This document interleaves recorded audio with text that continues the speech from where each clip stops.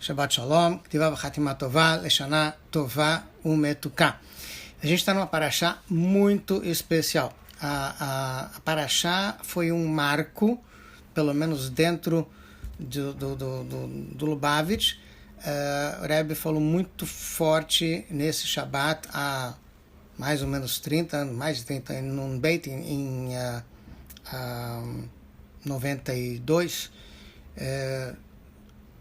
91, desculpa, Tafshin Aleph, sobre a ideia de voltarmos a viver a paraxá na prática.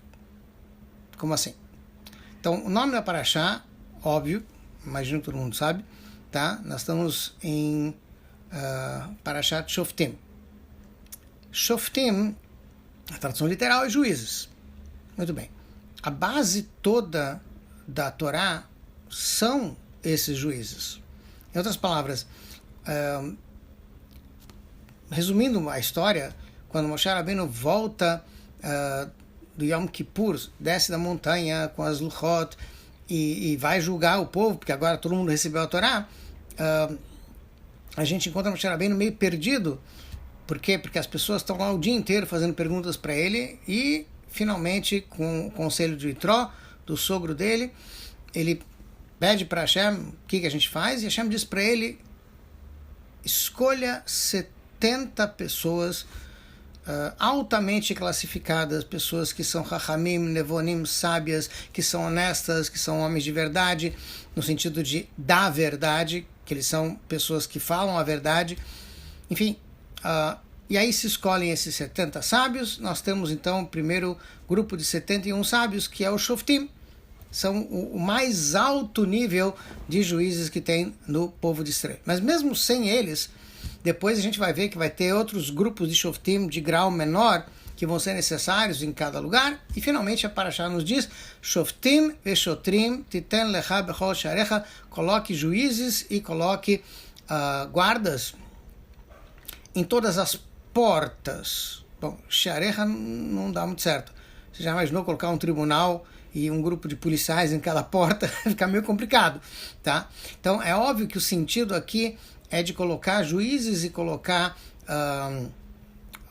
guardas, policiais, enfim, em todas as cidades. Shearecha está no sentido de o portão da cidade. A cidade é murada, tem um portão de entrada, então cada cidade é um shar, é um portão.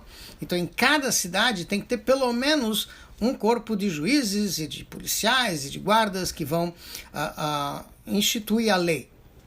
Muito bem. A famosa pergunta que sempre se faz quando se lê alguma coisa na Torá: e eu com isso? Não somos juízes, não pretendemos ser juízes, nem policiais, eu espero. Em casa, de vez em quando, a gente banca os dois. Enfim, tá bom, mas não é... Nosso dia a dia não é assim. A gente não tem essa função. Por que a Torá está dizendo para cada um de nós tenha juízes, tenha guardas, enfim, em todos os seus portões? A gente não desenvolve essa função. São poucos aqueles que realmente, dentro de um corpo inteiro do povo de Israel, que são milhões de pessoas, tem um grupo pequeno de pessoas que exerce a função de shoftim, de juízes, e de shotrim, e de policiais. Então nós temos um comentário muito interessante que o Rebbe faz questão de frisar praticamente várias vezes quando chega nessa paraxá, do Shach, Rabshab Sikoen, um dos grandes comentários do Shulchan Aruch, escreveu também comentários sobre o Chumash, que ele diz o seguinte: cada um de nós tem portões. Nós temos vários portões, pelos quais, assim como no portão da cidade, você tem um fluxo que entra e sai, você tem vários portões dentro de si que dão margem à comunicação, ao contato com o mundo de fora. Nós temos a boca, sim, onde sai a fala, entra a comida. Nós temos os ouvidos, você tem que ouvir certas coisas, outras coisas talvez não deva ouvir. Os olhos com os quais a gente vê. Então, esses portões, o nariz, enfim, esses portões são os shearim, são os portões da gente. E a Torá diz: Shoftim veshotrim, coloca juízes e coloca policiais. Qual é a função do juiz? Julgar. Se isso é permitido, se isso é proibido, se isso é correto, se isso não é correto, se isso é adequado, se isso não é adequado. Essa é a função que o nosso cérebro tem. Ou seja, quando a gente abre a boca, os ouvidos, os olhos, enfim, para absorver, para passar alguma coisa, primeiro tem que passar pelo filtro, tem que passar pelos juízes, que vão verificar se isso que está entrando, que está saindo, é adequado ou não. E se deve ser feito ou não deve ser feito. Deve ser falado, deve ser visto, deve ser ouvido ou não. Esses são os juízes que nós temos. Mas também tem shotrim. Também existe a figura do policial. Então, o Rashi, que é o comentário básico da Torá, ele diz que policial é aquele que impõe o cumprimento da lei. O que quer dizer impõe o cumprimento da lei? O juiz já decidiu. A pessoa foi ao tribunal, foi ao juiz, por qualquer motivo, porque ela confia que o juiz tem uma autoridade maior. Por outro lado, no final das contas, a pessoa pode não gostar muito daquilo que o juiz decidiu, não foi de acordo com o que era do interesse da pessoa. E aí, então, é preciso muitas vezes que o guarda, no caso, é aquele que, por assim dizer, impõe o cumprimento da lei. Ele vai forçar a pessoa que não aceitou pagar o que estava devendo, assim por diante, que ela tenha que fazer aquilo que foi decidido que ela tem que fazer. Então, explica o Shach, o Sifrei Cohen, acho que o nome do livro dele é Poel Tzedek, se não me engano, o comentário dele, o Humash, ele diz o seguinte, assim também, na nossa boca nós temos 2 lábios. Tem horas que eles têm que fechar. Por mais que eu queira falar, eu tenho que fechar, porque tem certas coisas que é melhor não falar. A mesma coisa com os olhos, a mesma coisa com os ouvidos, assim por diante. Existem a parte do corpo que funciona como o policial, que por mais que eu queria muito falar tal coisa, mas a minha cabeça, o meu juiz interior decidiu que isso não deve ser falado, não é assim que se fala, então fecha a boca. Então o policial, por assim dizer, a boca, os lábios da boca vão fechar e vão impor o cumprimento da lei na prática.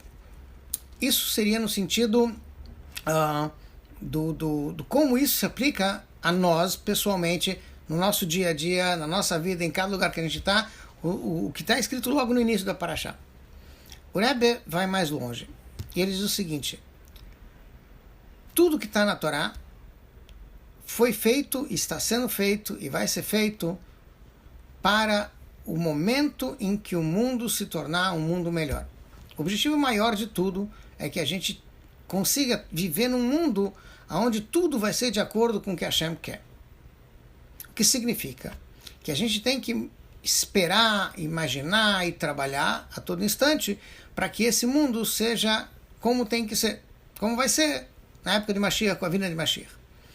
Então, o Rebbe chama a atenção para uma coisa que a gente, inclusive, fala todo dia, 3 vezes ao dia. Existe uma haftará, existe uma parte do Navi relacionada com a Parashá, no qual o profeta ele prevê, Yeshayahu prevê, a Shiva Shoftair Kevarishoná. Hashem está dizendo para a gente, no futuro, em breve, eu vou trazer de volta os juízes que vai questionar como era antes, veio a Tzair e os seus conselheiros que vai trilhar, como era antigamente. E na Tfilah a gente fala isso. Quando a gente fala Amidash, o monastério Shiva Shoftenu, que vai questionar, veio a Tzeinu, que vai trilhar, exatamente a linguagem que está na Haftarah, que está no Navi. Isso a gente fala todo dia. Tá? E 3 vezes ao dia, com exceção de Shabbat, enfim, tá? Mas a gente fala, o que a gente está pedindo? Então o Rebbe faz um comentário curioso. Na nossa Parashá a gente fala de policiais. Tem o Shofet, que é o mais elevado, que é aquele, a autoridade que se respeita, mas com toda a autoridade dele tem que ter o policial para impor a lei. E aqui no Navi e na nossa Tfilah, na Amidah, a gente não pede a Hashem, traga de volta os policiais. Bom, talvez o pessoal do BLM não goste muito disso. Enfim, mas Black Lives Matter, para quem não entendeu, porque eles não querem os policiais de qualquer jeito. Tá, tudo bem, vai saber se eles já estão torcendo para a Mashiach chega logo, e aí não vai precisar de policial. Literalmente. Tá? Não que eu seja a favor do movimento ou outro, tá? Mas é isso que o Navi está falando. Que no futuro não vai precisar de policial. Vai precisar de conselheiros. Como assim vai precisar de conselheiros? A ideia do policial, a ideia daquele que impõe a lei, é porque tem gente que se opõe. Se ele tem que se impor, é porque tem gente que não está muito a favor disso. Senão não ia precisar. Tá?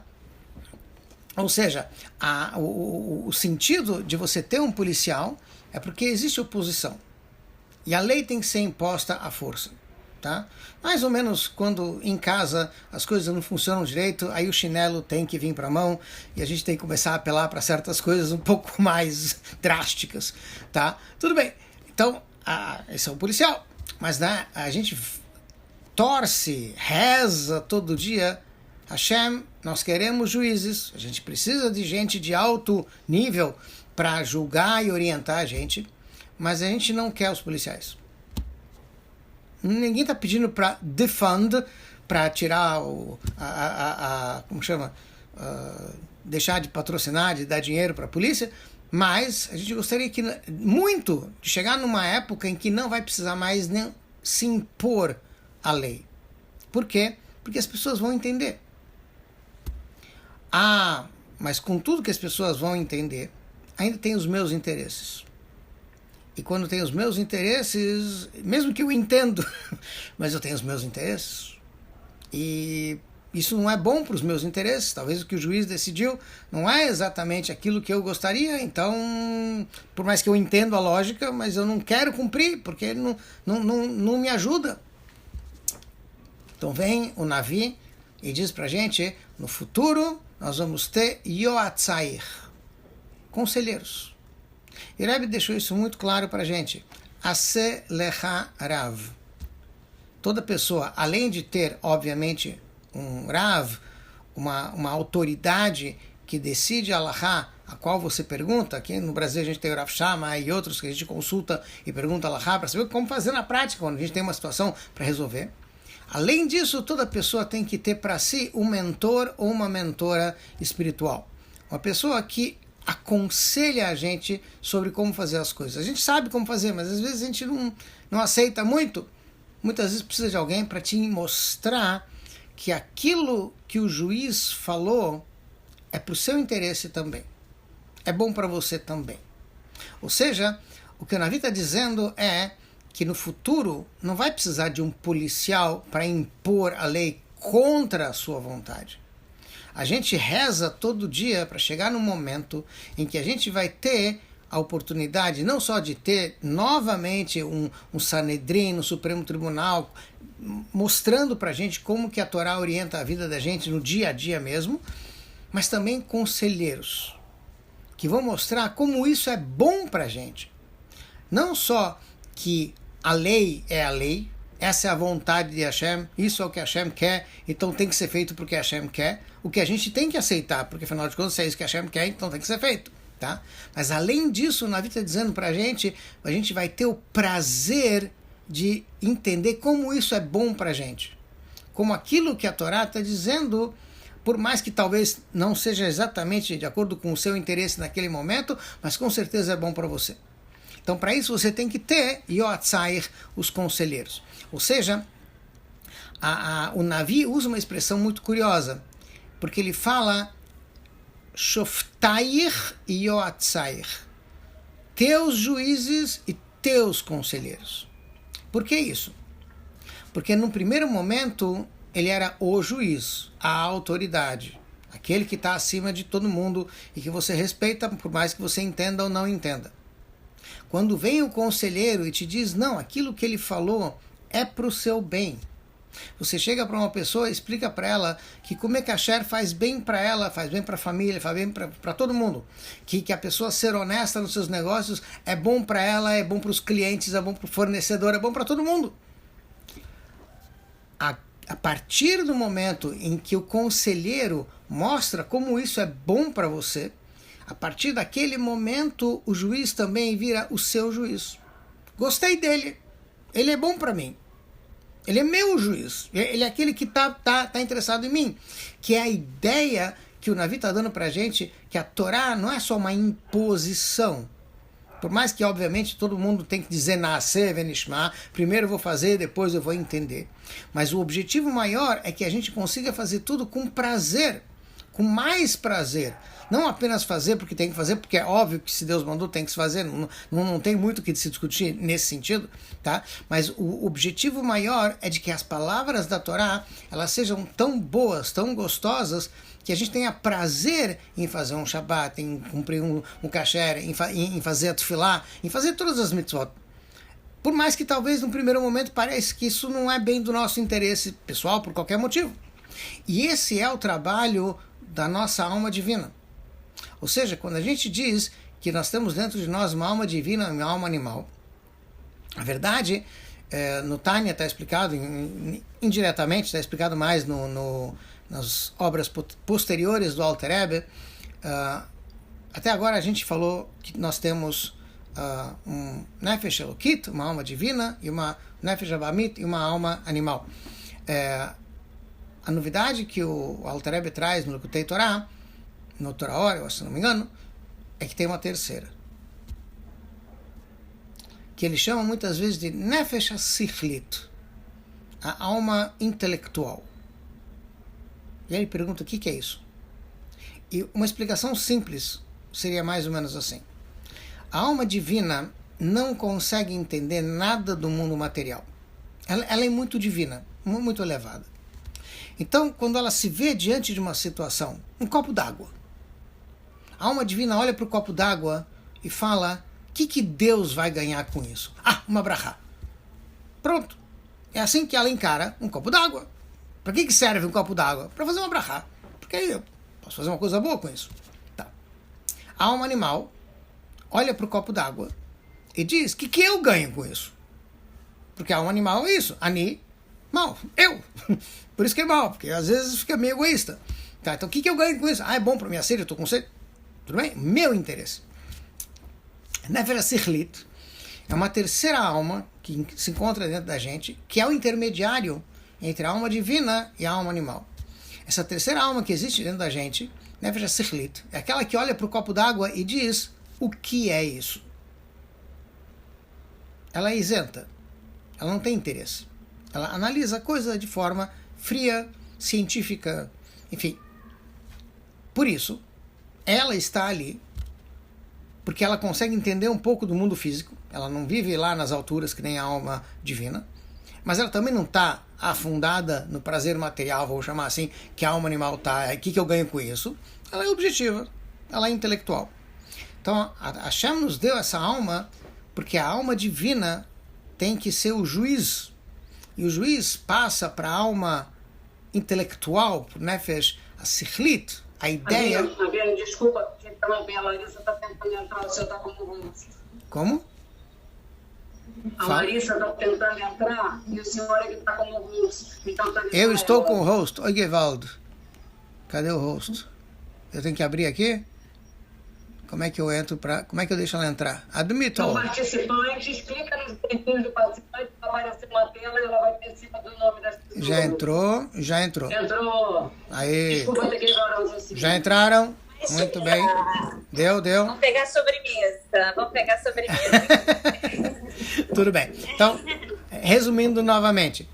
Então, a gente tem na Parashá a figura do shofet, do juiz, a gente tem a figura do policial, aquele que impõe a lei, e a gente vê que dentro da gente a gente também precisa ter um juiz que analisa as coisas, que é a nossa alma divina, o Nefesh Elokit, e a gente também tem, não um policial, como a gente falou, assim como o Navi explicou, a gente tem um conselheiro, uma alma intelectual, Nefesh Sichlit, que é o intermediário entre a alma divina e a alma animal.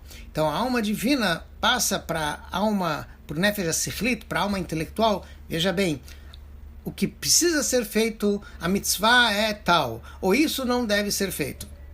E essa alma intelectual, Nefesh HaSichlit, tem que ser o Yoatzair, o conselheiro, que mostra até para a alma animal, vale a pena fazer isso, vale a pena comer kasher, vale a pena ser honesto, vale a pena saber Shabbat, vale a pena fazer isso, porque é para o teu interesse.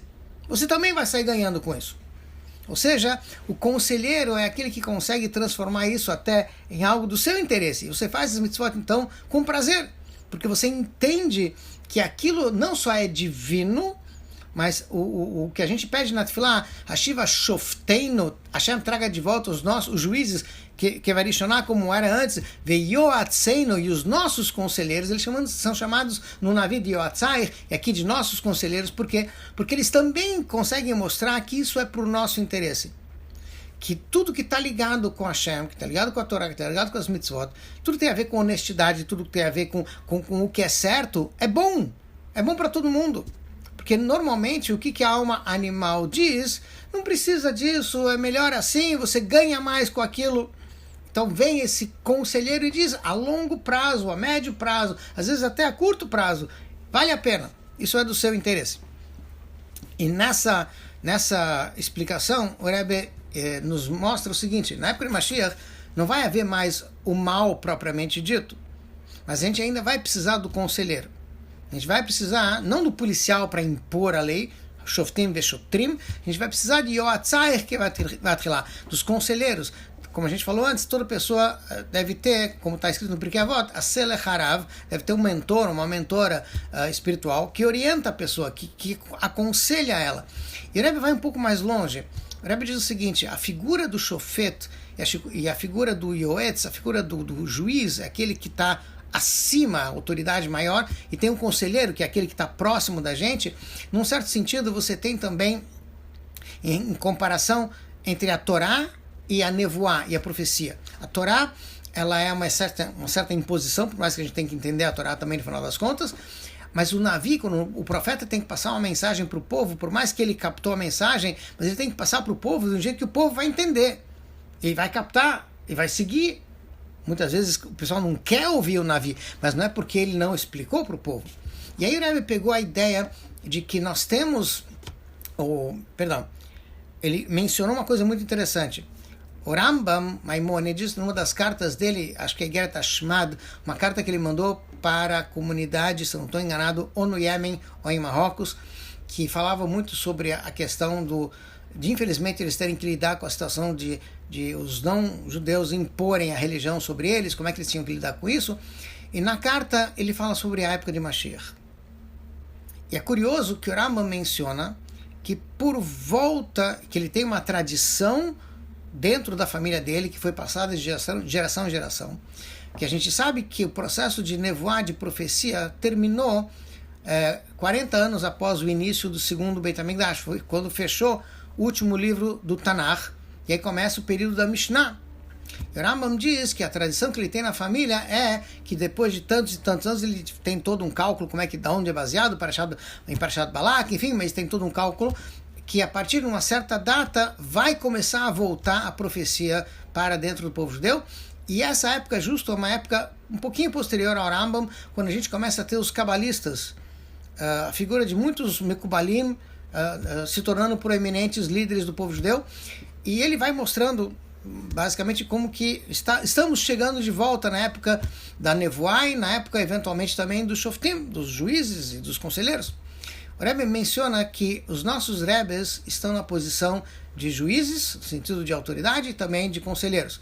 Então, por isso, nós temos a obrigação de ouvir aquilo que os nossos Rebbes nos passam e espalhar para as outras pessoas que nós temos o mérito de ter juízes e de ter profetas e de ter conselheiros na nossa geração, que estão dizendo claramente que tudo que precisava ser feito para Mashiach chegar já foi feito.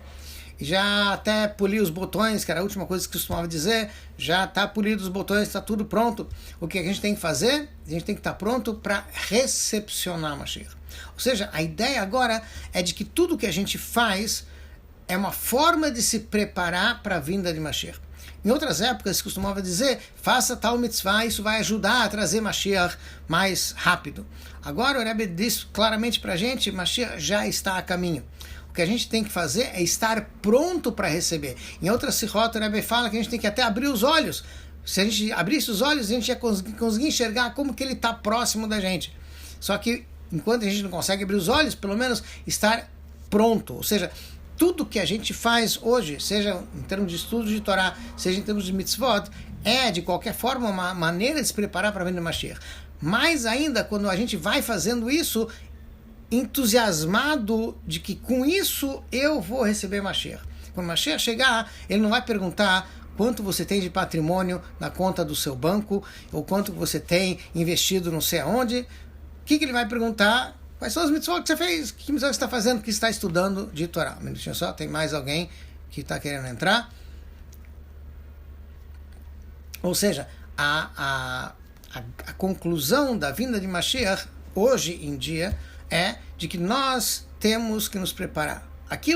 Qualquer mitzvah que a gente faça, a gente tem que saber que essa mitzvah a gente está fazendo para dar boas-vindas a Mashiach, para que a gente possa, e por isso mesmo é importante a gente ter, hoje em dia, já um Aselech Harav, a pessoa que lhe aconselha, para a gente se acostumar que na época de Mashiach não vai ter mais polícia. Vai ter Yotzair, vão ter os conselheiros que vão ajudar a gente a decidir as coisas, a observar as coisas e ver como que aquilo que a Torá decide, aquilo que a Hashem decidiu, aquilo que os juízes e os profetas estão dizendo para a gente, é para o bem da gente. Assim como no nosso dia a dia, nós temos a nossa alma divina e ela tem que orientar a nossa alma intelectual para que ela convença a nossa alma animal de que tudo que a gente faz de Torá e Mitzvot é também por interesse dela. E que a gente possa estar logo com Mashiach, no terceiro Beit HaMikdash, em Yerushalayim, Bimherá B'Yameinu. Amém.